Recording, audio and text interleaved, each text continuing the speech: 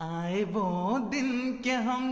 Thursday, 25th of July, Lajna Ima'ila spent the day preparing and making arrangements for the inauguration of Jalsah Salana UK.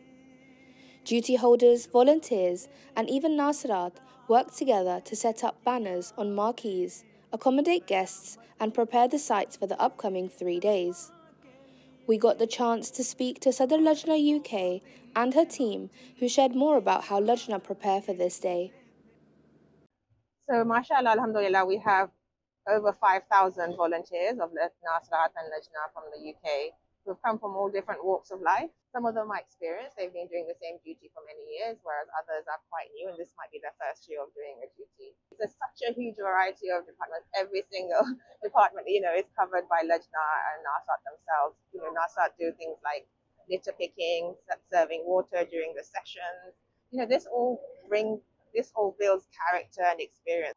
Well, all of the Lajna departments, mashallah, we have 89 different departments, nizamats, under Lajna, and they're all just preparing their respective areas and getting everything ready in light of inauguration and the Jalsah starting tomorrow, inshallah. We're just making sure that all the various sites and different departments have what they need, that they are up and running, that they're ready for Jalsah to start tomorrow, they're ready for the inauguration this evening. We want to make sure that all the issues that they've been facing earlier have been cleared and that things have been sorted out for them. And we just want to make sure that that they have everything they need so that they can perform their duties.